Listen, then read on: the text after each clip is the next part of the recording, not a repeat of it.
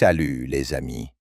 Aujourd'hui, on va plonger dans les profondeurs d'un mystère qui défie le temps, là où l'histoire se tisse avec la légende. Vous pensez connaître les archives, ces sanctuaires silencieux où le passé repose en paix. Détrompez-vous.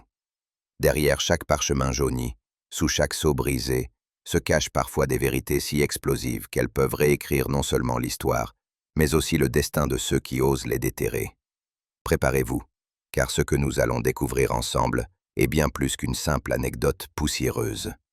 C'est une quête, un héritage et une ombre qui s'étend sur des siècles. Alors, avant de nous lancer tête baissée dans ce labyrinthe de secrets, si le cœur vous en dit et si l'aventure vous appelle, un petit pouce bleu serait une merveilleuse façon de soutenir ce voyage. Et si vous n'êtes pas encore abonné, n'hésitez pas à rejoindre notre communauté d'explorateurs de l'étrange et du merveilleux. Ça me permet de continuer à dénicher ces pépites narratives. Juste un clic, sans pression aucune, si le contenu résonne en vous.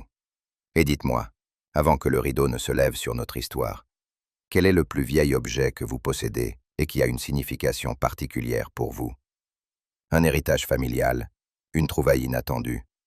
Laissez-moi un commentaire, j'adore lire vos histoires. Maintenant, respirez profondément, videz votre esprit et laissez-vous transporter. L'air dans l'atelier d'Antoine Dubois, niché au cœur des archives municipales de Carcassonne, était toujours frais, même en cette fin d'automne 2023. Une humidité persistante s'accrochait aux murs de pierre séculaire, imprégnant chaque fibre de l'espace d'une odeur douceâtre, terreuse, de vieux parchemins et de papier en décomposition. C'était un parfum unique, celui de l'histoire elle-même, un mélange de tanins, d'encre de gale ferrique et de poussière millénaire qui s'était incrusté dans les fibres de son être au fil des années. Autour de lui, des étagères imposantes en chêne s'élevaient vers les hauts plafonds, semblant tutoyer l'obscurité, chacune courbée sous le poids de centaines d'années de récits oubliés, de registres civiques, de testaments et de correspondances intimes. La lumière du jour, déjà déclinante et filtrée par la persistance du brouillard automnal qui enveloppait la cité, peinait à traverser l'unique grande fenêtre à carreaux de plomb.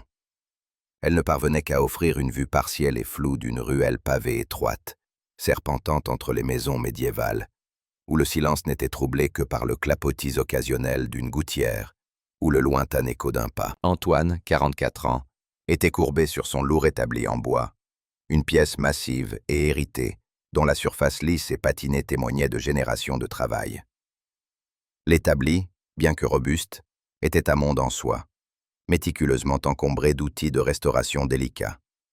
Des pinceaux fins aux soies presque invisibles, des plioirs en os lisse et polis par l'usage, des scalpels à la lame affûtée comme un rasoir, et des loupes de différentes puissances. Chaque instrument avait sa place, son rôle dans la danse minutieuse de la préservation. Une lampe de travail, à la lumière chaude et focalisée, projetait un halo intime sur l'objet de son attention. Un registre civique enluminé du XIIIe siècle. Ses mouvements étaient d'une précision chirurgicale, presque ritualistique. Le grattement rythmique et hypnotique de ses outils contre le papier fragile résonnait comme un battement de cœur régulier dans le silence profond de l'atelier. Un son qui, pour Antoine, était devenu la bande-son de sa vie. Une mélodie de concentration et de dévotion. Sous sa chemise de flanelle, un poids familier reposait contre sa peau. Un pendentif en argent pyrénéen, terni par le temps et finement ciselé. C'était une croix particulière, un motif qu'il avait vu maintes fois, mais celle-ci était unique, transmise de génération en génération. Elle était un lien tangible, un réconfort silencieux avec son grand-père disparu, Paul.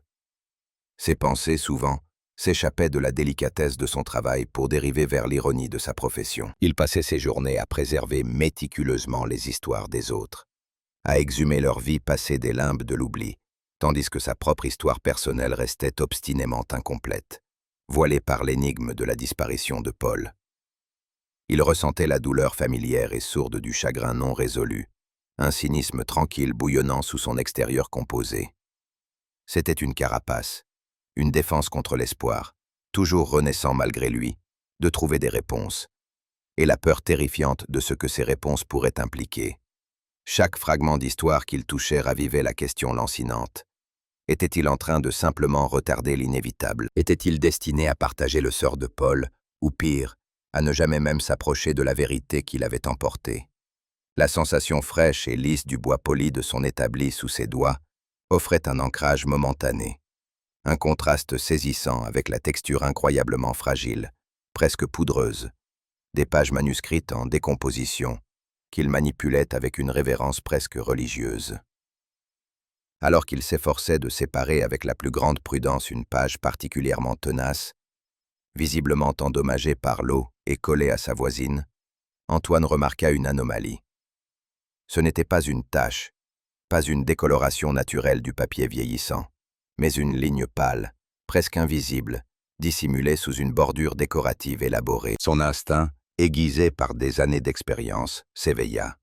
Sans hésitation, il tendit la main vers sa lampe UV, posée à portée de main sur un coin de l'établi. L'appareil émit un léger cliquetis en s'allumant, projetant une lumière violette étrange et froide sur le parchemin. Et là, sous le rayonnement ultraviolet, une inscription cachée, un petit fragment de parchemin plié, jusqu'alors parfaitement dissimulé au plus profond de la reliure, scintilla, révélant sa présence avec une clarté inattendue. Son cœur fit un petit bond, une secousse inattendue dans sa poitrine. Ce n'était pas un élément du registre civique, ce n'était pas une note de copiste ou une annotation administrative. C'était quelque chose d'autre, quelque chose d'insolite, une anomalie qui brisait la routine méthodique de son travail. Avec des doigts soudainement tremblants, Antoine extirpa délicatement le fragment. Il était cassant, jauni par le temps, et portait une odeur distinctement plus ancienne que le reste du document, une effluve subtile mais reconnaissable, presque métallique, d'encre de gale ferrique, celle des écrits les plus anciens. Le déplié révéla non pas un texte clair, mais une énigme cryptique, ou peut-être le fragment d'une carte, écrit dans un dialecte occitan archaïque, dont les lettres, bien que pâlies, conservaient une élégance médiévale. Ses yeux balayèrent les mots, chaque syllabe réveillant une résonance lointaine en lui. Lo camino oblidat, lo cor dels Pyreneus, le chemin oublié, le cœur des Pyrénées. Sous le texte, un symbole familier s'offrit à son regard, une croix pyrénéenne stylisée. Elle était identique à celle de son pendentif, celle-là même que son grand-père lui avait montrée des années auparavant, en parlant d'elle avec une révérence que le jeune Antoine, alors adolescent, n'avait pas entièrement comprise. C'était un motif qu'il avait vu sur des tombes anciennes, des armoiries, mais jamais avec une telle intensité, jamais avec cette sensation de connexion intime. Au loin, le cri plaintif d'un rapace, peut-être un Milan royal, tournoyant haut au-dessus de la cité, déchira momentanément le silence, faisant écho à la soudaine secousse de reconnaissance et à une pointe de pressentiment qui l'envahit. Antoine fixa le fragment, les mots se brouillant sous l'intensité de son regard. La tension tranquille qui imprégnait la pièce s'épaissit, palpable, presque suffocante. Le grattement régulier de ses outils avait cessé, remplacé par le battement frénétique de son propre pouls, résonnant dans ses oreilles. C'était ça. C'était la connexion qu'il avait inconsciemment cherchée, qu'il avait à la fois redoutée et espérée. Le sentiment lancinant d'avoir abandonné la poursuite de la vérité trop tôt, trop facilement, s'amplifiait maintenant en un rugissement assourdissant. La peur qu'il puisse partager le destin de son grand-père, ou ne jamais trouver les réponses, fut momentanément éclipsée par une vague de curiosité intellectuelle, une soif de savoir, et une subtile, mais puissante, espérance de révélation. La vérité, il le sentait, était à portée de main. Alors qu'il tenait le fragment fragile entre ses doigts, une image vive, celle d'un rêve récurrent, éclata devant ses yeux intérieurs. C'était le bureau de son grand-père, une pièce débordante de livres et de cartes, faiblement éclairée par la lueur vacillante d'une unique lampe à huile. La main de Paul, noueuse et sage, pointait un endroit spécifique, un peu fané, sur une vieille carte froissée des Pyrénées, juste avant que sa silhouette ne se dissolve en ombre et que la pièce ne soit plongée dans une obscurité abyssale. La mémoire était si puissante, si chargée d'émotions, qu'il sentit presque la rugosité froide et implacable de l'ancien mur de pierre derrière lui, alors qu'il se penchait en arrière, cherchant un soutien, une ancre dans la tempête de ses émotions. Oubliant sa méticuleuse restauration du registre civique, Antoine le referma brusquement, son esprit désormais entièrement absorbé par la découverte. Il se leva et, avec une énergie nouvelle, tira de leurs étagères des tomes imposants, leurs pages bruissant sèchement à l'air libre. Il chercha fébrilement, croisant les références du dialecte occitan archaïque, recherchant des symboles similaires, des mentions historiques de chemins oubliés ou de cœurs des Pyrénées. Il trouva des allusions aux forteresses cathares, aux anciennes routes commerciales, et même à d'obscurs textes alchimiques, mais rien de concret qui puisse établir un lien direct avec son fragment, rien qui ne soit plus qu'une vague corrélation. La frustration montait. Les sons lointains et étouffés de la ville à l'extérieur, peut-être le claquement résonnant de la porte de la cité se fermant pour la nuit, ou le murmure d'un vent naissant, pénétraient à peine sa concentration accrue. Son monde s'était réduit à cette pièce, à ces parchemins, à cette quête soudainement ravivée. « Paul, qu'as-tu donc trouvé ?» murmura-t-il à lui-même, sa voix à peine audible, une plainte emplie d'une profonde mélancolie, d'une nostalgie douloureuse pour un passé qui n'avait jamais été pleinement compris, jamais vraiment résolu. Le temps semblait suspendu, le temps dilaté, et la météo automnale variable à l'extérieur, un instant clair et vif, l'instant d'après enveloppé d'une brume froide et pénétrante, reflétait parfaitement ses propres oscillations intérieures entre clarté et doute, espoir et résignation. Les jours suivants, Antoine devint un véritable fantôme dans les archives, une silhouette silencieuse et obsédée, travaillant tard dans la nuit, souvent bien après que les autres archivistes eurent quitté les lieux, laissant l'immense bâtiment dans un silence seulement rompu par les craquements des vieilles poutres et le murmure du vent. Il plongea avec une ferveur nouvelle dans la collection personnelle de son grand-père, Paul, qui avait été légué aux archives municipales après sa disparition, une sorte de reliquaire de son obsession. Les notes de Paul, bien que parfois désordonnées en apparence, étaient méticuleusement détaillées, un véritable trésor d'informations pour l'esprit aiguisé d'Antoine. Il y trouva des références répétées à l'émeraude du Languedoc, un artefact cathare légendaire, dont on disait qu'il possédait des propriétés alchimiques extraordinaires. On le décrivait comme un symbole de pureté et de résistance, censé avoir été dissimulé avant le siège tragique de Montségur, ce rocher inexpugnable, dernier bastion des cathares. Cette quête de l'émeraude, il le réalisa, était le trésor caché auquel son grand-père était si obsessionnellement attaché, le fil rouge de sa vie de chercheur. Avec une méthode que seul un archiviste pouvait comprendre, Antoine commença à relier les points. Il découvrit que Paul avait scrupuleusement documenté diverses croix pyrénéennes stylisées, trouvées dans des églises locales, sur d'anciennes tombes, et même sur des armoiries familiales de la région. Les théories de Paul suggéraient que la croix n'était pas seulement un symbole régional générique, mais un marqueur caché, une clé pour un secret bien plus vaste, une sorte de langage codé gravé dans la pierre et le bois. Antoine découvrit une entrée spécifique dans le journal de Paul mentionnant une « carte dans une carte », un concept que son grand-père était convaincu que les cathares avaient utilisé pour cacher leurs connaissances sacrées et leurs richesses décroisées. Le fragment qu'Antoine avait trouvé dans le registre civique était sans aucun doute une pièce de ce puzzle gigantesque. Une fois de plus, Antoine fut confronté à un dilemme éthique. Était-il juste d'utiliser les vastes ressources professionnelles des archives municipales pour une quête aussi personnelle, une obsession familiale? Son cynisme habituel, ce murmure intérieur persistant, semait le doute. N'était-il pas en train de courir après un fantôme, de répéter la folie de son grand-père? Mais le désir ardent de clore ce chapitre, de rétablir une connexion avec Paul, de comprendre enfin ce qui l'avait poussé, submergeait ses craintes. Il ressentit un nouveau sens du but, un feu rallumé au plus profond de son être. L'odeur constante de vieux parchemins et de papier en décomposition, habituellement si réconfortante, semblait maintenant chargée d'une anticipation fébrile et d'une urgence pressante. Poussé par ce nouveau sentiment d'urgence, Antoine décida de se rendre à la maison de son enfance. La bâtisse, pleine de souvenirs, appartenait désormais à une cousine éloignée. Mais le bureau de Paul était resté intact, une sorte de sanctuaire figé dans le temps, un hôtel dédié à sa mémoire. Madame Claire, la cousine, une femme affable d'une 60aine d'années, aux yeux vifs et au sourire doux, l'accueillit avec une chaleur sincère, teintée d'une nuance de tristesse résignée. L'air autour d'elle portait le léger parfum de lavande et de gâteaux fraîchement sortis du four. Un contraste apaisant avec l'âcre odeur des archives.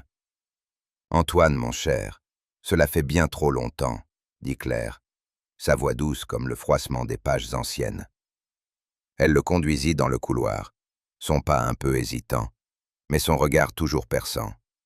« Toujours à courir après ces vieilles histoires comme ton grand-père. » Une légère ride d'inquiétude se forma entre ses sourcils. Antoine esquissa un petit sourire, qu'il savait lui-même peu convaincant. Un masque transparent sur l'agitation qui le rongeait. « Toujours, Claire. J'espérais pouvoir jeter un œil au bureau de Paul à nouveau. Peut-être que j'ai manqué quelque chose la dernière fois. » Il sentait le poids de ses propres mots, le secret qu'il portait, et la culpabilité de devoir dissimuler la vérité de sa quête.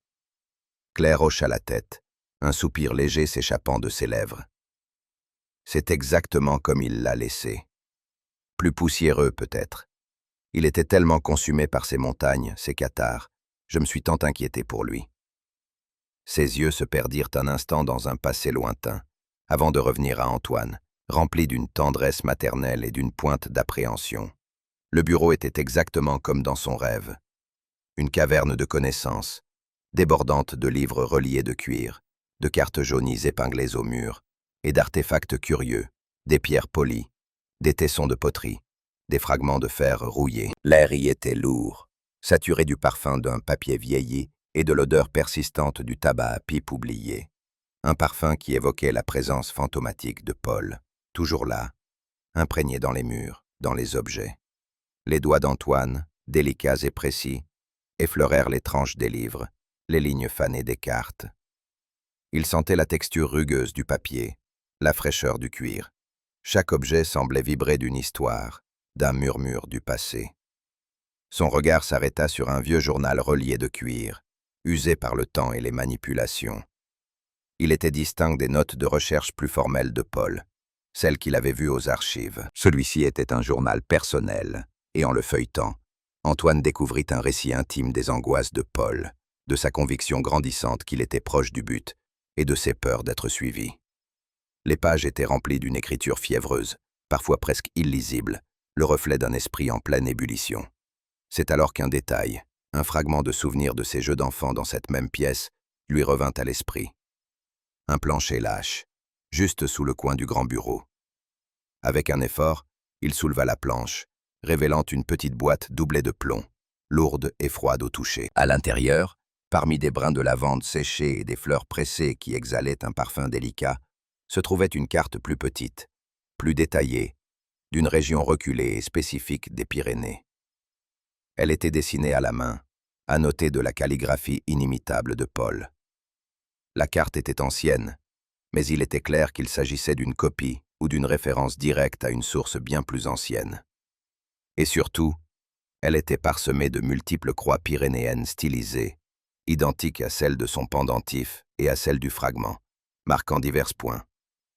Un endroit en particulier était mis en évidence par une encre rouge pâle, presque invisible. La brèche du serpent. Cette carte, Antoine le réalisa avec une certitude glaçante, était la carte dans une carte dont Paul avait parlé dans son journal. Une révélation fulgurante traversa l'esprit d'Antoine. Le fragment qu'il avait trouvé dans les archives n'était pas seulement une énigme, mais une clé essentielle pour déchiffrer cette carte plus vaste. L'énigme en occitan archaïque faisait référence à des alignements astronomiques et à des caractéristiques géologiques spécifiques. Des indices cruciaux pour interpréter les croix pyrénéennes sur la carte de Paul, les transformant de simples marqueurs en une séquence, un chemin, une voie à suivre. Les pièces du puzzle, après des décennies de silence et de mystère, commençaient enfin à s'emboîter avec une précision terrifiante, dessinant une image complète et impérieuse. Le cœur d'Antoine battait la chamade, le sang pulsant dans ses tempes. La quête de son grand-père, son héritage, était maintenant la sienne. Le cœur d'Antoine battait la chamade, le sang pulsant dans ses tempes. La quête de son grand-père, son héritage, était maintenant la sienne. Un sifflement rauque, à peine audible, déchira l'air lourd de la caverne, et avant même qu'Antoine n'ait eu le temps de pleinement prendre conscience de la menace, l'ombre humanoïde, surgit des ténèbres comme une créature arrachée à un cauchemar ancestral, fondit sur lui. Ce n'était pas un simple mouvement, mais une projection brutale, une explosion de force et d'intention malveillante qui sembla dilater le temps, étirant chaque milliseconde jusqu'à la limite de l'insupportable. Antoine, paralysé un instant par l'horreur glaciale qui étreignait sa poitrine, sentit l'instinct de survie, nourri par des décennies de colère refoulée et le besoin désespéré de protéger l'héritage de son grand-père, s'enflammer en lui avec une intensité féroce. Une énergie inattendue, presque animale, le traversa. Il réagit avec une vitesse qui le surprit lui-même. Son corps, habituellement habitué à la lenteur méticuleuse des gestes d'archiviste, répondit avec une agilité insoupçonnée. Le journal de Paul, qu'il tenait encore fermement serré dans sa main moite, devint une arme improvisée. D'un mouvement instinctif et désespéré, Antoine le lança avec force en direction de la silhouette menaçante. L'objet vola dans l'air, ses pages jaunies s'agitant comme des ailes paniquées, avant de percuter le torse de l'agresseur avec un bruit sourd et inattendu. Le choc, bien que léger, fut suffisant pour créer une distraction momentanée, un infime flottement dans l'assaut implacable de l'ombre. Un grognement guttural, à peine humain, s'échappa de la gorge de la figure, un son âpre qui résonna dans le silence oppressant de la grotte. Cette fraction de seconde, ce battement de cœur suspendu, fut tout ce dont Antoine avait besoin. Ses yeux d'une acuité fébrile balayèrent l'espace, identifiant sa cible primordiale. La boîte en bois, l'émeraude, reposant toujours sur l'autel de pierre. Ses doigts s'étirèrent, avides, et ses mains s'abattirent sur le bois ancien avec une détermination farouche. Le contact fut froid, lisse, mais imprégné d'une énergie palpable. Il la serra contre lui, le poids inattendu de l'objet lui rappelant la charge immense qu'il représentait. Il savait, avec une certitude absolue, qu'il ne pouvait pas affronter cet homme. La stature imposante de l'agresseur, sa rapidité surnaturelle, la sensation d'une force brute émanant de lui, tout lui criait que le combat était perdu d'avance. Sa seule option, la seule voie vers la survie et la protection de ce qu'il avait trouvé, était la fuite. Le cœur d'Antoine tambourinait si fort dans sa cage thoracique qu'il en sentait les vibrations dans ses tympans. Un rythme effréné qui menaçait de le submerger. Le sang pulsait violemment dans ses tempes, un marteau incessant martelant contre son crâne. Ses poumons réclamaient l'air à grands soupirs, l'atmosphère confinée et froide de la caverne semblant soudainement trop rare, trop lourde. Le mélange d'adrénaline et de peur avait un goût métallique et acide dans sa bouche. Une sensation désagréable qui se mêlait à l'odeur persistante de minéral, de terre humide et de l'encens froid qui imprégnait encore la roche. Il se courba brusquement, son corps s'élançant dans un mouvement inattendu. Une pirouette désordonnée, mais efficace autour de l'autel central. Les piliers de pierre sculptés, les figures ancestrales gravées dans la roche qui semblaient veiller sur ce lieu sacré, devinrent ses alliés involontaires, des boucliers temporaires contre la fureur de son poursuivant. La caverne, déjà un lieu d'une étrangeté saisissante, se transforma en une arène chaotique, un ballet improvisé d'ombre et de lumière. La lueur pulsante, presque hypnotique, de l'émeraude, qui émanait maintenant de la boîte serrée contre sa poitrine, projetait des teintes vertes spectrales sur les parois humides, les faisant miroiter et scintiller de reflets étranges. Chaque mouvement d'Antoine, chaque pas précipité, faisait danser les ombres autour de lui, les transformant en créatures fantastiques, allongées et déformées, qui semblaient se moquer de sa détresse. Le son de ses propres pas résonnait, amplifié, sur le sol rocailleux, un écho sec et précipité qui se mêlait au souffle rauque et lourd de l'ombre qui le talonnait. Alors qu'il slalomait frénétiquement, ses yeux fiévreux cherchaient désespérément une issue, une échappatoire à cette prison de pierre. Son regard, balayant les parois rugueuses et irrégulières, s'arrêta sur un détail infime, presque invisible à l'œil non averti. Une petite fissure dans le mur de la caverne, non loin des restes de Paul. De cette crevasse, une mince traînée d'eau suintait lentement. Un filet silencieux et froid qui traçait une ligne sombre sur la pierre grise. C'était à peine une fente, juste assez grande pour laisser s'échapper quelques gouttes, mais quelque chose dans cette vision réveilla une étincelle de mémoire dans l'esprit d'Antoine. Les notes de Paul. Les pages griffonnées de son grand-père, rempli d'observations géologiques, de théories sur les faiblesses naturelles de la montagne, sur ce qu'il appelait poétiquement le souffle de la montagne. Paul avait écrit sur ces micro-fissures, ces veines d'eau qui pouvaient, sous certaines conditions, être exploitées pour créer des éboulements, des blocages. C'était une connaissance d'alchimiste, de géologue, de cathare, une connaissance pour se protéger. Sans hésitation, animé par une lucidité fulgurante née de l'urgence, Antoine chercha autour de lui. Ses doigts agrippèrent une pierre lourde, de la taille de son poing, dont la surface était rugueuse et froide, incrustée de minuscules cristaux qui scintillaient sous la lumière verte. Le poids de la pierre était rassurant, concret. Il prit son élan, son bras tendu, et la lança avec toute la force du désespoir vers la fissure. Le mouvement était précis, calculé. La pierre siffla dans l'air, une trajectoire tendue vers sa cible. L'impact fut brutal, un craquement sec et déchirant qui résonna dans la caverne comme un coup de tonnerre. La roche, fragilisée par des millénaires d'infiltration d'eau, céda. Un grondement sourd, profond, s'éleva du cœur de la montagne. De minuscules éclats de pierre commencèrent à se détacher, suivis par des blocs plus imposants qui se mirent à rouler, à glisser, à s'effondrer avec un fracas assourdissant. Une cascade de débris, de poussière et de gravats s'abattit sur le passage, créant un écran opaque, une barrière temporaire entre Antoine et son poursuivant. L'air se remplit instantanément d'une odeur âcre de poussière de roche et d'humidité ancestrale, piquante et suffocante. Derrière lui, au milieu du vacarme de l'éboulement, Antoine entendit le juron de l'ombre, un cri de rage et de frustration qui traversa le tumulte. La voix était grave, gutturale, imprégnée d'une fureur froide. Pour un instant, la figure était piégée, son avancée bloquée par la barrière de roche fraîchement tombée. Ce fut un répit, une chance inespérée. Sans perdre une seule seconde, Antoine se glissa dans l'étroite fissure qu'il venait d'agrandir, la boîte en bois toujours serrée contre sa poitrine, son cœur battant à tout rompre. Le passage était à peine assez large pour son corps, et il dut se contorsionner, éraflant ses vêtements et sa peau contre la roche abrasive.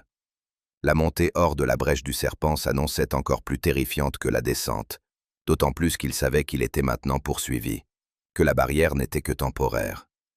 Chaque mouvement était une lutte. Ses mains cherchaient désespérément des prises sur la roche friable, dont la texture fragile et presque pulvérulente s'effritait souvent sous ses doigts, laissant échapper des grains de sable et de poussière. La sensation était désagréable, dangereuse, comme si la montagne elle-même refusait son passage.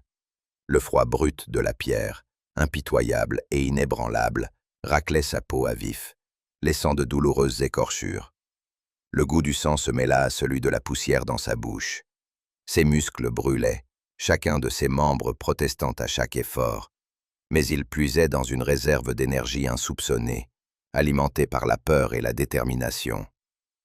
L'image de la boîte, de l'héritage de Paul, était un mantra silencieux qui le poussait vers le haut. Le son de son souffle, haletant et rauque, résonnait dans l'étroit conduit, se mêlant au bruit étouffé de ses propres mouvements, et, plus angoissant encore, aux bruits lointains et indistincts de l'ombre qui tentait de se frayer un chemin derrière lui. Il entendait des frottements, des grattements, des grognements étouffés, des bruits qui lui glaçaient le sang et lui faisaient redoubler d'efforts. Le passage semblait s'étirer à l'infini, chaque mètre gagné étant une victoire arrachée de haute lutte. Enfin, après ce qui lui sembla une éternité de lutte acharnée, il sentit l'air changer. Il devint plus frais, plus pur, moins saturé de l'odeur minérale et humide de la caverne. Une lueur pâle apparut au-dessus de lui, un cercle de lumière grise qui annonçait la sortie. Il fit un dernier effort désespéré, se hissa en dehors du gouffre, ses muscles tremblants et endoloris, et s'effondra sur le sol rocailleux, à l'extérieur. L'air vif et froid de l'automne, chargé du parfum piquant des pins et de l'humidité de la terre, le frappa violemment au visage. Il respira à grandes gorgées, sa poitrine se soulevant et s'abaissant avec des spasmes douloureux, ses poumons brûlants. Le ciel gris s'étendait au-dessus de lui, infini et indifférent à sa détresse. Un cri lointain et plaintif, celui d'un rapace planant haut dans le ciel, fendit le silence montagneux, semblant presque se moquer de sa lutte acharnée et de sa victoire à peine arrachée. Antoine ferma les yeux un instant, le corps endolori, l'esprit en proie à un tourbillon d'émotions contradictoires. La boîte était là, intacte, mais le prix de cette découverte avait été presque fatal.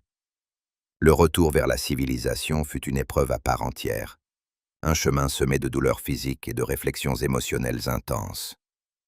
Antoine, épuisé jusqu'à la moelle, le corps tremblant de fatigue et de l'adrénaline qui se retirait lentement, entama la longue descente de la montagne. Chaque pas était une torture.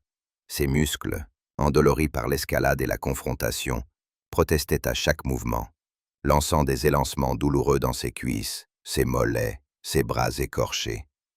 Ses mains, éraflées et meurtries par le contact brutal avec la roche, pulsaient d'une douleur lancinante, tandis que sa tête, lourde de tension et de manque de sommeil, bourdonnait d'un mal lancinant. Le paysage défilait devant lui. Une succession floue de pins sombres et de rochers gris, de sentiers recouverts de feuilles mortes qui craquaient sous ses bottes. Le vent d'automne, glacé et persistant, fouettait son visage, portant avec lui le parfum âpre des aiguilles de pin et l'odeur humide de la terre détrempée. Pourtant, au-delà de la souffrance physique, c'était un processus émotionnel profond qui se déroulait en lui. La descente n'était pas seulement un chemin vers le bas de la montagne, mais un voyage intérieur, une plongée dans les profondeurs de son âme. Il serrait toujours la boîte en bois contre lui, un contact constant, une présence palpable. L'émeraude, comme il l'appelait désormais, n'était pas un simple objet, mais un symbole d'une dualité écrasante, celui d'une découverte profonde, inouïe, mais aussi celui d'une immense et écrasante responsabilité. Son poids, qu'il soit littéral ou métaphorique, était une charge qu'il ne pouvait ignorer. À chaque pas, le bois lisse et froid de la boîte semblait irradier une énergie silencieuse qui résonnait en lui. Il comprenait maintenant, avec une clarté déchirante, le véritable fardeau que son grand-père avait porté pendant tant d'années, la solitude de sa quête, le poids de son secret. La vision de Paul, seul dans cette caverne, cherchant la vérité jusqu'à son dernier souffle, s'imposait à son esprit, empreinte d'une nouvelle et profonde mélancolie. La fatigue et le choc avaient comme épuré son esprit, le laissant réceptif à cette compréhension nouvelle, à cette empathie tardive. De retour à Carcassonne, la ville médiévale semblait surgir d'un autre temps, ses remparts imposants baignés par la lumière déclinante de l'automne. Antoine, le corps brisé mais l'esprit étrangement clair, se rendit aux autorités. Il rapporta la découverte des restes de Paul, articulant son récit avec une précision calculée, omettant délibérément les détails les plus perturbants. Il parla d'un éboulement inattendu, d'une vieille galerie effondrée, d'un corps retrouvé parmi les roches. Il décrivit l'endroit avec juste assez de détails pour être crédible, sans jamais mentionner l'émeraude, ni bien sûr, la figure d'ombre qui l'avait poursuivi. Les mots sortaient de sa bouche avec une facilité déconcertante, comme s'il récitait un script qu'il avait répété 1000 fois, une performance nécessaire pour protéger son secret et celui de son grand-père. L'atmosphère du poste de police était imprégnée d'une odeur clinique de désinfectant et de café froid, contrastant violemment avec les effluves minéraux des montagnes. Les visages des officiers, professionnels et légèrement détachés, ne trahissaient aucune émotion particulière face à son récit, habitués qu'ils étaient aux mystères et aux tragédies humaines.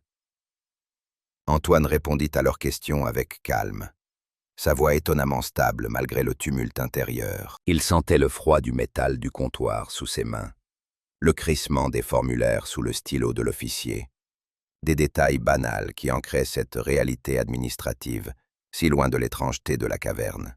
Il s'occupa ensuite des arrangements pour que Paul soit inhumé dans le caveau familial, un acte de clôture qui lui tenait profondément à cœur. Ce fut un processus empreint d'une solennité tranquille.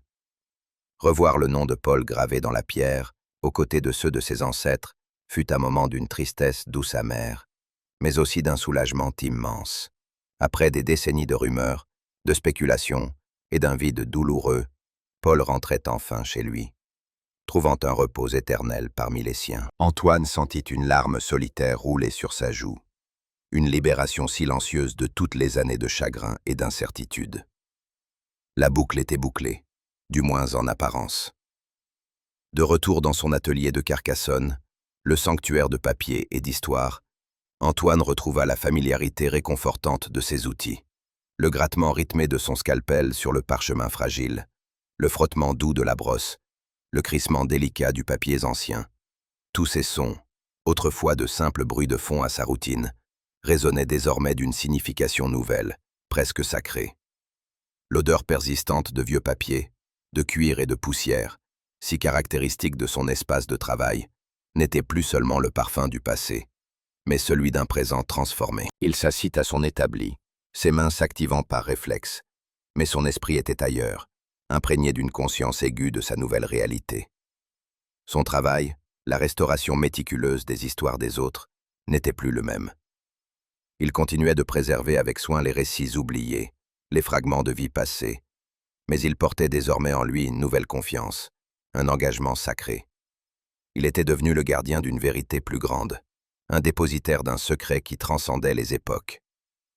Il consacra des semaines, des mois, à la recherche de l'émeraude, non pas comme un archéologue cherchant un artefact exotique, mais comme un érudit cherchant à comprendre sa véritable nature. Il passe des heures dans la solitude de son atelier, ses lampes de lecture jetant des halos doux sur des piles de livres anciens et de manuscrits rares.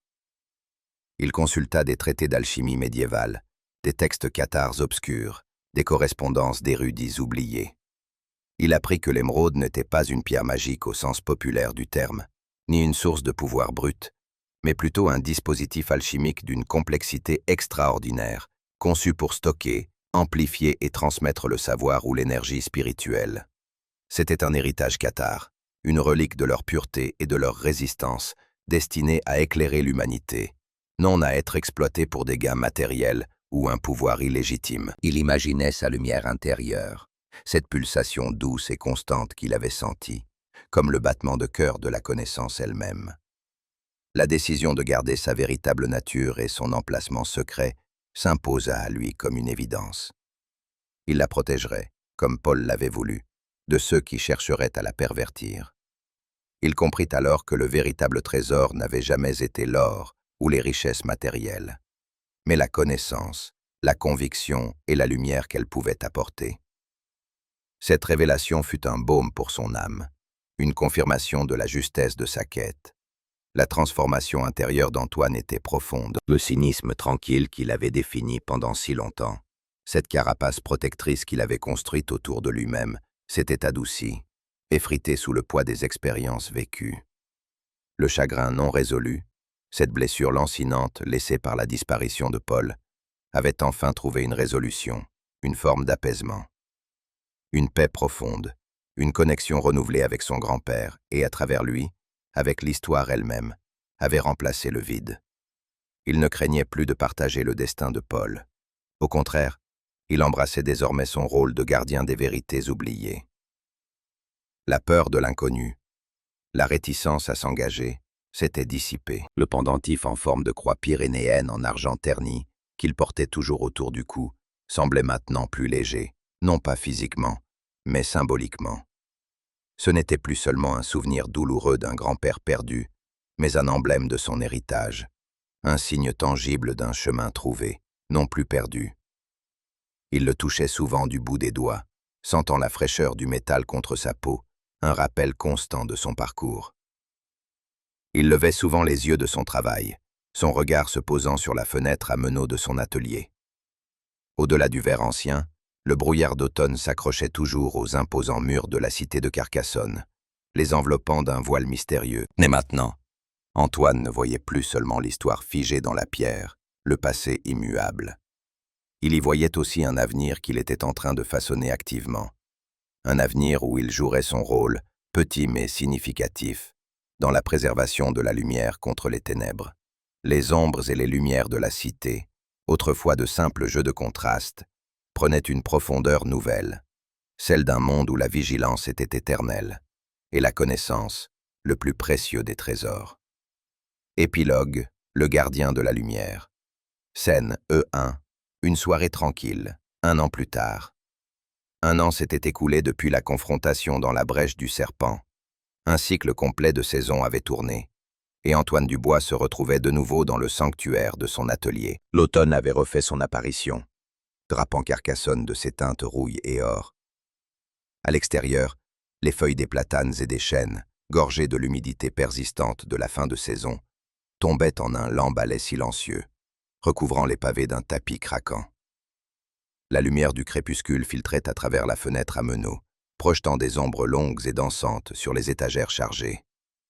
L'air de l'atelier portait toujours le parfum familier et profond de vieux papier, cette essence douce et terreuse qui avait toujours été le fondement de son existence.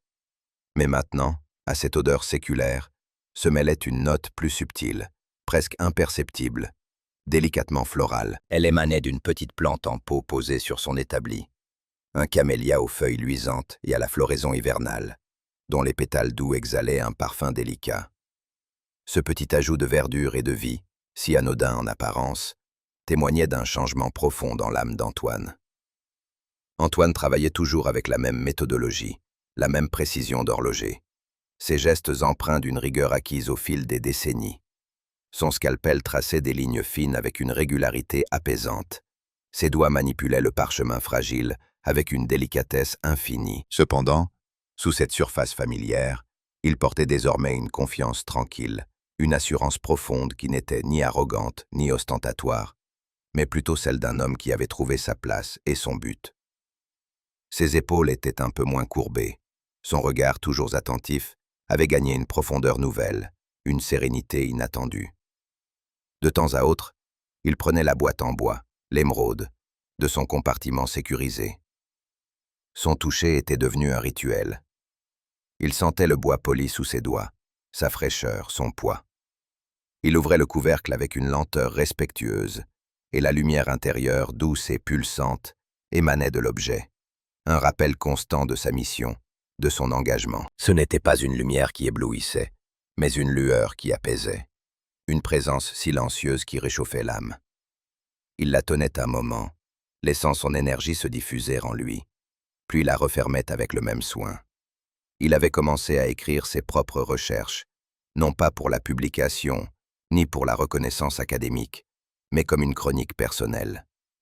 Sur des pages de papier vierge, dans une écriture nette et mesurée, il détaillait la véritable histoire des Cathares, loin des simplifications historiques, et la nature exacte de l'émeraude. Il consignait les découvertes de Paul, ses propres expériences, les dangers rencontrés, les leçons apprises. C'était un travail de gardien, d'archiviste d'une vérité cachée, assurant que cette connaissance serait préservée, mais à l'abri des mains de ceux qui chercheraient à la pervertir ou à l'utiliser à mauvais escient. Il n'était plus seulement un archiviste, celui qui conservait les récits des autres. Il était devenu un gardien, celui qui protégeait une histoire vitale. Il leva les yeux de son manuscrit, le stylo suspendu au-dessus de la page, et son regard se posa sur son reflet dans le verre ancien de la fenêtre à meneaux.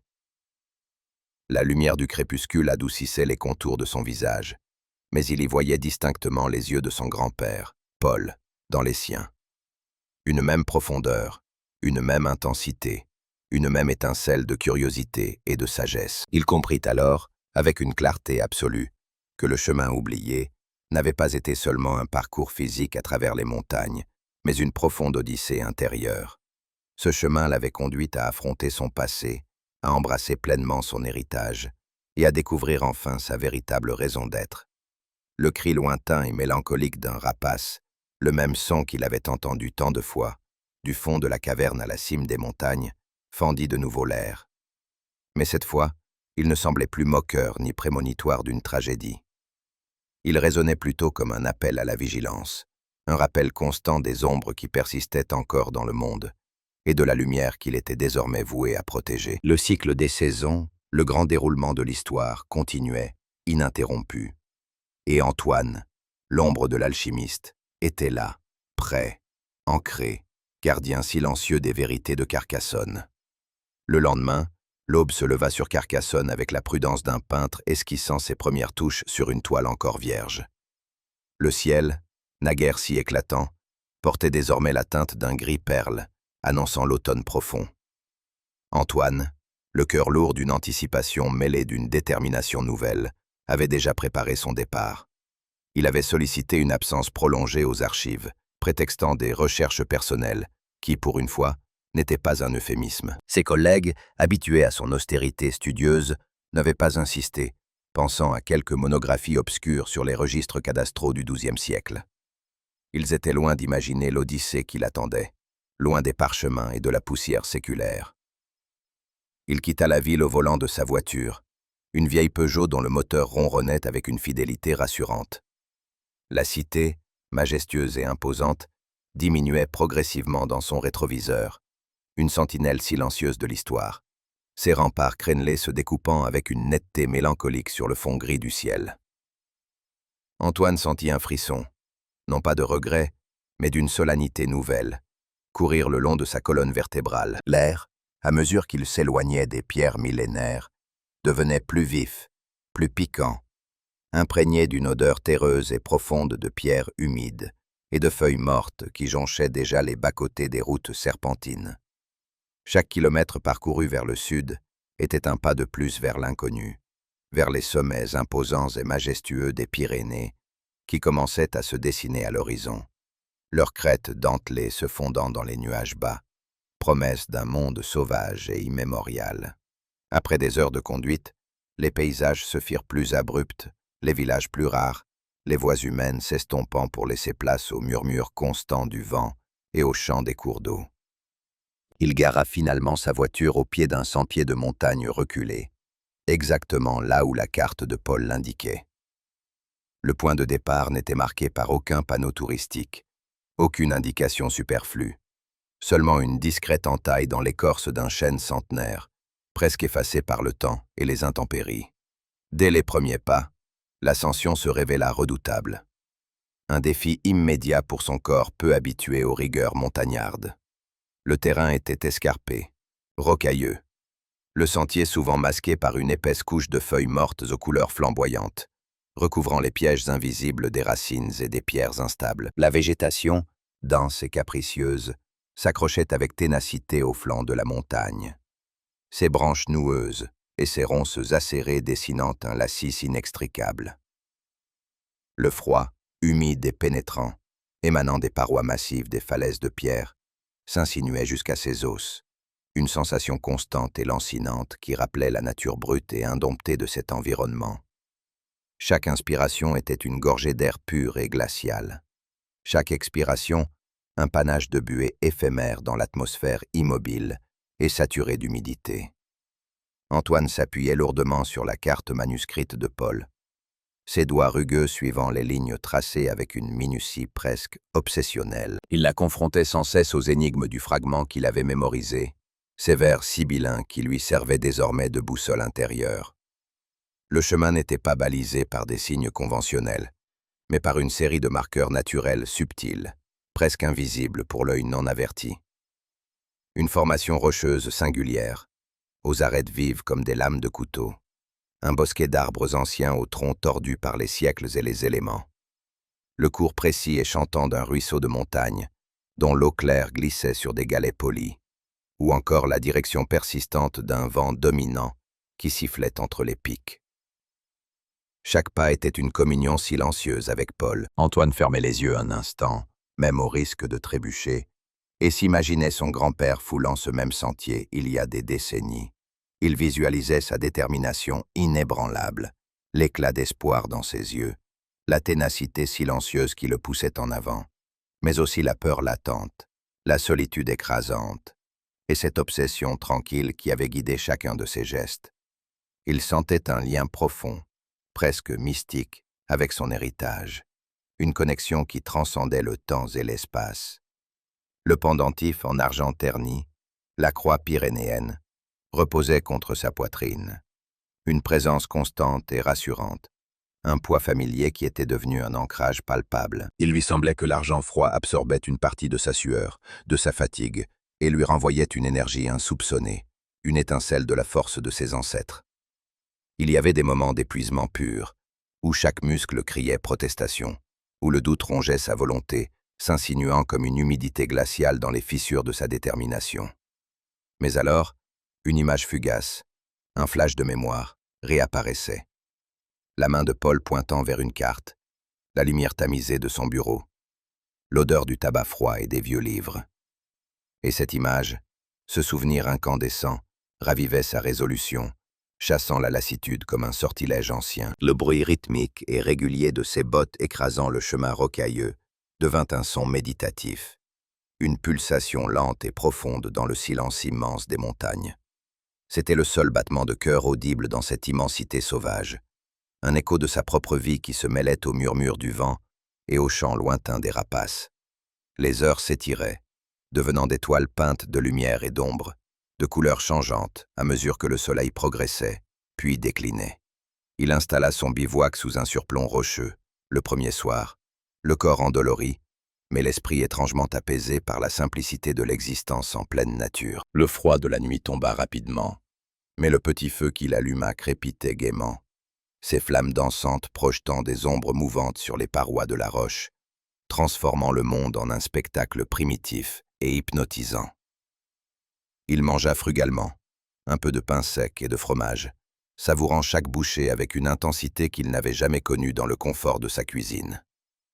Le sommeil vint, lourd et réparateur, peuplé de rêves étranges où Paul, jeune et vigoureux, l'accompagnait sur le sentier, lui montrant du doigt des signes invisibles, des chemins oubliés. Après plusieurs jours de marche exténuante, chaque lever de soleil apportant son lot de courbatures et de défis, guidé par les alignements astronomiques mentionnés dans l'énigme, la position précise du soleil couchant par rapport à un pic lointain dont la silhouette se découpait comme un couteau sur l'horizon enflammé, l'angle spécifique d'une ombre projetée par un rocher érodé dont la forme étrange évoquait un visage ancien.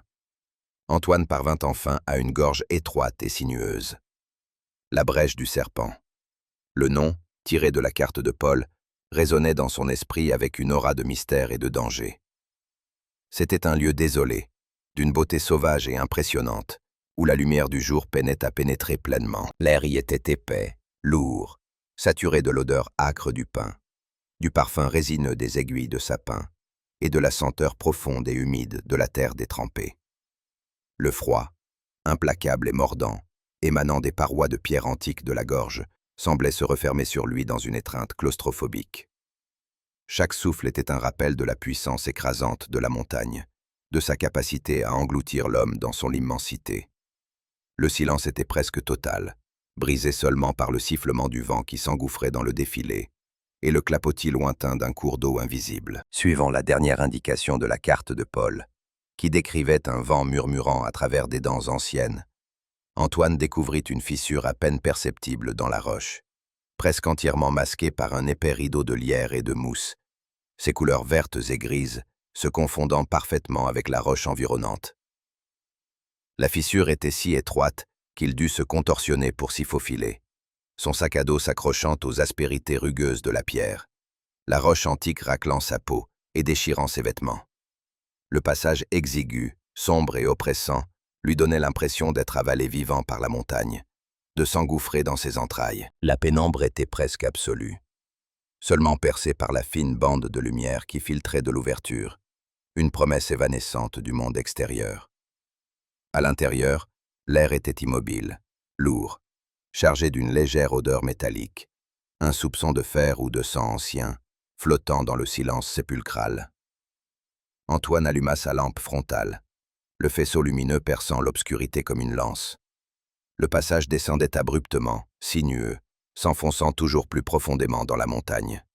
C'était une descente labyrinthique dans l'inconnu, chaque virage masquant ce qui se trouvait au-delà, chaque pas résonnant avec une amplitude étrange dans le vide. Le bruit régulier et mélancolique de gouttes d'eau s'écoulant des parois rocheuses résonnait dans l'obscurité profonde, ponctué de temps à autre par le bruissement furtif de créatures invisibles, des petits rongeurs ou des insectes qui avaient élu domicile dans ce royaume souterrain.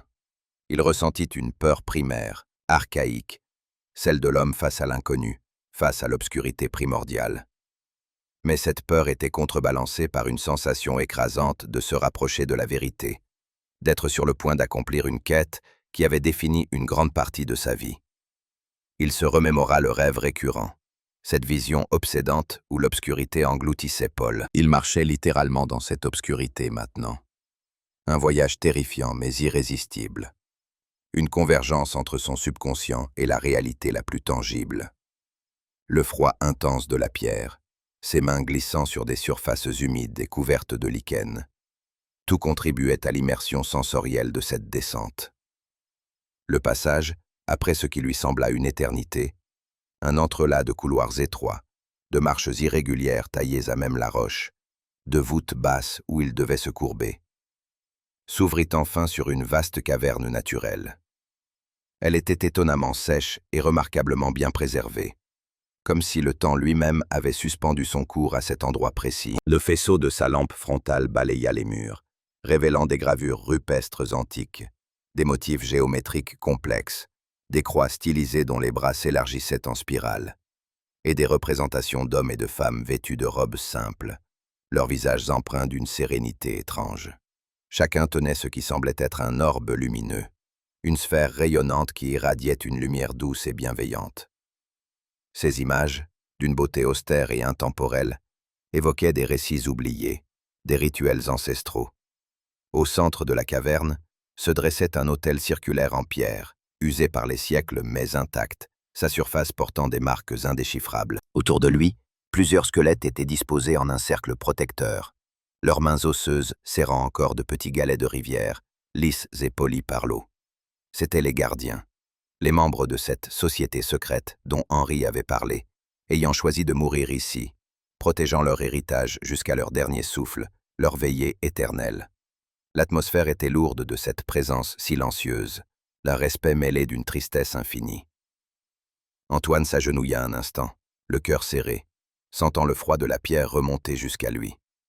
Sur l'autel, posé avec une délicatesse presque révérencieuse, il y avait un journal relié en cuir, dont les pages brunies par le temps semblaient respirer des secrets. C'était celui de Paul, celui qu'il devait avoir transporté avec lui durant cette ultime expédition. À côté, une petite boîte en bois, finement ouvragée, incrustée de la croix pyrénéenne familière, le même motif que son pendentif. Et puis, le coup de grâce, le moment où le temps sembla se figer. Un squelette, distinct des autres, était adossé à l'autel, sa main osseuse tendue vers la boîte, comme dans un geste final de protection. Un petit pendentif en argent, une croix pyrénéenne identique à la sienne, gisait à ses côtés. Antoine la reconnut instantanément. C'était Paul. Son grand-père avait réussi. Il était arrivé jusqu'ici. Il avait trouvé ce qu'il cherchait. Un sanglot étranglé, un son rauque et déchirant, s'échappa de la gorge d'Antoine, brisant le silence millénaire de la caverne. Une vague d'émotions contradictoires le submergea simultanément. Un chagrin profond et écrasant, un soulagement immense de connaître enfin le destin de Paul, et une colère sourde, brûlante, contre les décennies de questions restées sans réponse, de mystères qu'il avait tentés, lui et sa famille. Il s'agenouilla lourdement près des restes de son grand-père, le froid rugueux et implacable du sol de la caverne s'infiltrant à travers ses genoux, lui rappelant la dureté de cette vérité. Il ramassa le pendentif, le tenant entre ses doigts tremblants. Le sien, qu'il portait depuis l'enfance, lui sembla soudain plus léger, comme si le poids du secret avait été partagé, comme si les deux croix, l'ancienne et la nouvelle, étaient maintenant connectées par une lignée ininterrompue. Il comprit enfin l'obsession de Paul, sa révérence quasi religieuse pour cette quête. Le mystère non résolu qui avait défini sa propre vie venait d'être enfin éclairci. Mais à quel prix? Il pleura, un sanglot silencieux, secouant tout son corps, un son chancelant qui se perdit dans l'immense silence de la caverne, un exutoire à des années de peine et d'incertitude. Les larmes, chaudes sur ses joues froides, lavaient une part de son âme, ouvrant une voie à une nouvelle compréhension. L'odeur de la poussière millénaire, le parfum minéral de la roche, tout se mêlait à l'amertume de ses larmes. Il resta ainsi, un long moment, le temps suspendu, le cœur à vif. Avec des mains tremblantes, encore moites de larmes et de l'humidité de la caverne, Antoine ouvrit la boîte en bois sculpté. Il s'attendait à trouver une gemme, un joyau scintillant, un trésor matériel. Mais à l'intérieur, niché sur un lit d'herbe séchée qui exhalait un parfum subtil, ce n'était pas une pierre précieuse. C'était un petit appareil sphérique, d'une complexité fascinante, fait de bois sombre et poli, et de laiton finement travaillé. Sa surface était gravée de symboles délicats, presque alchimiques, dont la signification lui échappait encore.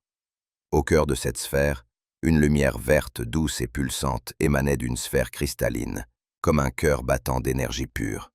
C'était ça, l'émeraude du Languedoc. Non pas un bijou, mais un dispositif. Peut-être une source de connaissance, une forme concentrée d'énergie spirituelle, ou un conduit alchimique d'une puissance insoupçonnée. Il émettait un léger bourdonnement, un son bas et résonnant, qui vibrait à travers la caverne. Une chose vivante, vibrante, palpable dans l'air. Une mélodie silencieuse qui semblait s'accorder avec le battement de son propre cœur. Antoine ouvrit le journal de Paul. Les pages, d'un papier jauni et fragile, étaient couvertes de l'écriture de son grand-père, familière et reconnaissable. La dernière entrée, datée d'il y a des années, décrivait son triomphe d'avoir trouvé le sanctuaire, sa compréhension de l'émeraude, non pas comme une richesse matérielle, mais comme un dispositif d'illumination spirituelle et de préservation du savoir. Les mots étaient empreints d'une joie contenue, d'une révélation profonde. Mais ensuite, l'écriture changeait, devenant une griffure hâtive, désespérée. Ils m'ont trouvé, l'ombre. Ils m'ont suivi. Protéger l'émeraude. Elle n'est pas pour eux. Elle est pour la lumière. L'encre s'estompait, maculée, un témoignage éloquent des derniers instants de Paul, de sa lutte désespérée, de son ultime sacrifice. Le journal lui échappa presque des mains, la révélation de la présence d'une menace, d'une poursuite, ajoutant une nouvelle couche d'horreur à sa découverte. Un son métallique, sec et percutant, résonna soudain depuis le passage derrière lui, suivi du grincement distinct de bottes sur la pierre.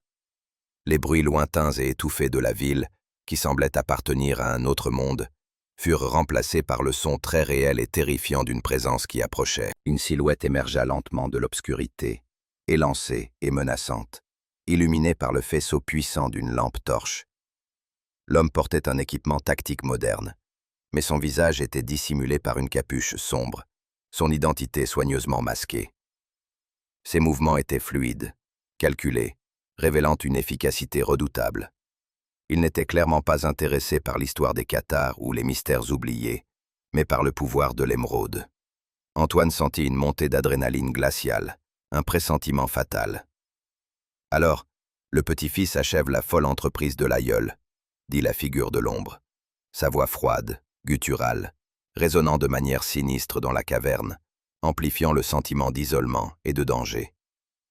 « Remettez l'artefact, vieil homme. » Antoine serra la boîte plus fort contre sa poitrine, le bois poli et les incrustations de laiton s'enfonçant dans sa chair. Sa voix, bien que tremblante d'une peur viscérale, se raffermit d'un courage inattendu, une nouvelle flamme brûlant dans ses yeux. « Ceci n'est pas à vous, » répondit-il, le souffle court. « Ceci appartient à l'histoire, à la lumière dont Paul a parlé. Vous ne l'aurez pas. » Le bourdonnement de l'émeraude sembla s'intensifier, comme si l'appareil lui-même réagissait à la confrontation imminente, pulsant avec une force renouvelée. Antoine sentait le contact froid du pendentif de Paul contre sa peau, une source de force inattendue. L'ombre, sans un mot de plus, se jeta en avant. C'était un mouvement rapide, prédateur, l'expression d'une efficacité brutale. Antoine, alimenté par une vie entière de colère refoulée et maintenant par un besoin désespéré de protéger l'héritage de son grand-père, réagit avec une vitesse surprenante, presque instinctive. Il arracha le journal de Paul de l'autel et le projeta avec force sur la silhouette menaçante. L'objet, lourd et inattendu, frappa l'épaule de l'agresseur, créant une distraction momentanée, un instant de surprise qui lui fut précieux. Dans cette fraction de seconde, Antoine saisit la boîte en bois, la serrant désespérément contre sa poitrine, le cœur battant à tout rompre. Il savait qu'il ne pouvait pas affronter cet homme physiquement. La confrontation directe serait une défaite certaine. Son seule option était l'évasion, la préservation de l'émeraude. Il se baissa, esquivant un coup rapide de l'ombre, et se faufila autour de l'autel, utilisant les squelettes des anciens gardiens comme une couverture macabre. Leur présence silencieuse, leurs mains toujours jointes sur les galets, devint un bouclier symbolique, un rempart de l'histoire contre la violence présente. La caverne devint une danse chaotique de lumière et d'ombre, le faisceau de la lampe de l'ombre balayant les parois, poursuivant Antoine, tandis que la lumière verte pulsante de l'émeraude projetait des teintes étranges et fantomatiques sur les gravures anciennes, donnant vie aux figures statiques. Le son des bottes de l'agresseur sur la pierre résonnait, lourd et menaçant, tandis que les mouvements agiles d'Antoine, inattendus pour un homme de son âge et de sa constitution, le maintenaient à distance. L'air était saturé de tension, de l'odeur de la poussière soulevée et d'un parfum indéfinissable de danger. Au cours de sa fuite désespérée, l'œil d'Antoine, aiguisé par l'urgence, remarqua une petite fissure, presque invisible, dans la paroi de la caverne, près des restes de Paul. Un mince filet d'eau suintait de cette anfractuosité, créant une petite tache sombre sur la roche. Il se rappela soudainement les notes de Paul sur les faiblesses géologiques de la montagne, sur ce qu'il appelait le souffle de la montagne, ces points de rupture où la roche était la plus fragile. Sans hésiter, avec une force puisée dans le désespoir, il saisit une lourde pierre, arrachée à même le sol, et la lança de toutes ses forces sur la fissure. L'impact fut sourd, mais puissant. Un petit éboulement se produisit. Des fragments de roche et de terre se détachèrent, bloquant partiellement le passage derrière lui, créant une barrière temporaire, mais efficace. L'ombre proféra un juron sonore, un grognement de rage et de frustration, momentanément piégé et entravé dans sa poursuite. Antoine, sans perdre un instant, se précipita vers la fissure, se contorsionnant à nouveau pour s'y engouffrer, serrant la boîte précieuse contre sa poitrine. L'ascension hors de la brèche du serpent fut encore plus terrifiante que la descente. Chaque prise était incertaine, le danger de l'ombre le poursuivant, le poussant à se dépasser. Il sentait la texture fragile, presque pulvérulente, de la roche friable sous ses doigts, la froideur rugueuse et impitoyable de la pierre, raclant ses mains et déchirant ses vêtements. Le goût métallique du sang remplissait sa bouche. Il émergea enfin à l'air frais et vif de l'automne, haletant, les poumons brûlants, un mélange d'exaltation et de terreur le saisissant. Le cri lointain et plaintif d'un rapace, le même qu'il avait entendu des jours auparavant, sembla se moquer de sa lutte acharnée, mais aussi, d'une étrange manière, annoncer sa survie. Il était libre, pour l'instant. Le vent frais balayait son visage en sueur, ses cheveux en désordre, une bouffée d'oxygène dans l'enfer qu'il venait de traverser. Antoine, épuisé jusqu'à l'os et profondément secoué par les événements, entreprit le long chemin du retour. La descente de la montagne fut un flou de douleurs physiques intenses et de traitements émotionnels chaotiques. Chaque pas était une lutte, ses muscles endoloris protestant à chaque mouvement, mais il s'accrochait à la boîte en bois, l'émeraude, qu'il portait avec lui. C'était un symbole, à la fois d'une découverte profonde et d'une immense responsabilité. Le poids de l'objet était à la fois littéral et métaphorique, un héritage qu'il portait désormais sur ses épaules, un fardeau sacré. Il comprenait maintenant la véritable charge que son grand-père avait supportée, la solitude de sa quête, l'isolement de son savoir. La beauté des paysages environnants, les couleurs flamboyantes de l'automne, le murmure des ruisseaux, tout lui parvenait de manière diffuse, comme à travers un voile. Il était ailleurs, perdu dans la contemplation de ce qu'il avait trouvé et de ce qu'il avait dû fuir. De retour à Carcassonne, les murs familiers de la cité lui apparurent comme un havre de paix, un retour à la normalité après l'irréel. Antoine signala la découverte des restes de Paul aux autorités, fournissant une version soigneusement édulcorée des événements. Il omit délibérément tout détail concernant l'émeraude et la mystérieuse figure de l'ombre, évoquant simplement un effondrement naturel de la grotte, une tragédie causée par le temps et les éléments. Il organisa l'inhumation de Paul dans le caveau familial, lui offrant enfin le repos qu'il méritait, le ramenant à la maison pour l'éternité, un acte de clôture et de paix. La cérémonie fut intime, Antoine se sentant plus proche de son grand-père que jamais. Non pas dans le deuil, mais dans une compréhension profonde. Antoine retourna à son atelier, l'odeur familière du bois, de la colle et du papier ancien l'enveloppant comme une couverture réconfortante. Le grincement rythmique de ses outils de restauration sur le cuir ou le parchemin, un son jadis anodin, devint une mélodie familière et apaisante. Mais son travail était désormais différent. Il continuait de préserver méticuleusement les histoires des autres, les fragments du passé qu'il restaurait avec une patience infinie. Cependant, il portait en lui une nouvelle confiance, un nouveau devoir sacré. Il entreprit des recherches approfondies sur l'émeraude. non pas en tant qu'historien des alchimistes, mais en tant que gardien. Il comprit que ce n'était pas un artefact magique au sens populaire, mais un dispositif alchimique complexe, conçu pour stocker, amplifier et transmettre la connaissance ou l'énergie spirituelle. Un héritage cathare destiné à éclairer, et non à être exploité pour le pouvoir ou le gain matériel. Il décida de garder son véritable emplacement et sa nature secrète, de le protéger comme Paul l'avait voulu, devenant lui-même un gardien silencieux de cette lumière antique. Il comprit alors que le véritable trésor n'avait jamais été l'or, mais la connaissance, la conviction inébranlable et la résilience de l'esprit humain. Le cynisme tranquille qui avait défini Antoine pendant tant d'années s'était adouci, remplacé par une force tranquille, une sérénité nouvelle. Le chagrin non résolu avait enfin trouvé sa résolution, laissant place à un profond sentiment de paix et de connexion à sa lignée, à ses ancêtres.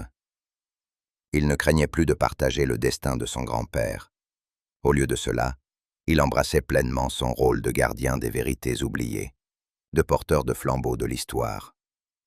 Le pendentif en argent terni, la croix pyrénéenne, lui semblait maintenant plus léger, non pas par une diminution de son poids, mais par l'allègement du fardeau qu'il représentait.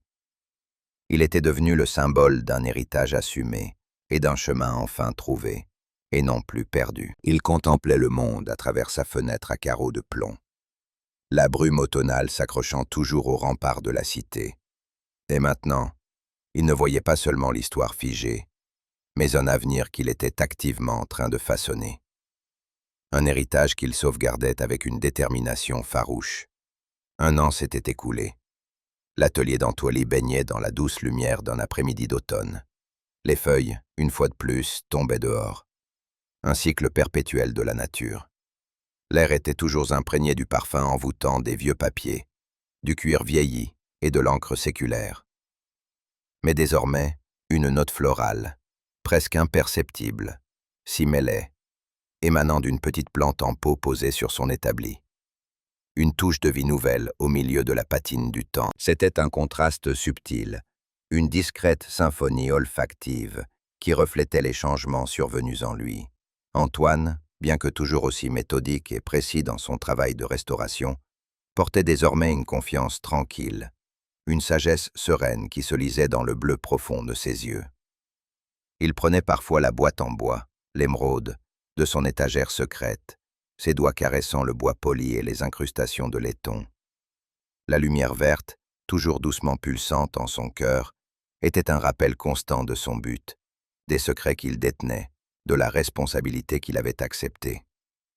Il avait commencé à rédiger ses propres recherches, non pas pour une publication publique, mais comme une chronique personnelle, un testament. Il y détaillait la véritable histoire des cathares et de l'émeraude, s'assurant que le savoir serait préservé, mais soigneusement dissimulé à ceux qui chercheraient à l'utiliser à des fins obscures.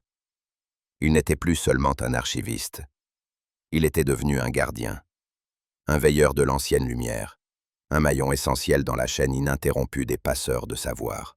Il regarda son reflet dans la fenêtre à carreaux de plomb, la lumière déclinante du soleil d'automne peignant des motifs complexes sur la vitre. Il y vit les yeux de son grand-père dans les siens, un écho réconfortant et familier, une lignée de détermination et de sagesse. Il comprenait maintenant que le chemin oublié n'avait pas été seulement un parcours physique à travers les montagnes escarpées et les grottes sombres, ni une simple quête d'un trésor caché. C'était une profonde odyssée intérieure, une véritable quête de soi qui l'avait conduit à affronter son passé, à embrasser pleinement son héritage et à découvrir enfin sa véritable raison d'être. Le cri lointain et mélancolique d'un rapace, le même son qu'il avait entendu tant de fois, du fond de la caverne à la cime des montagnes, fendit de nouveau l'air, traversant le ciel d'automne.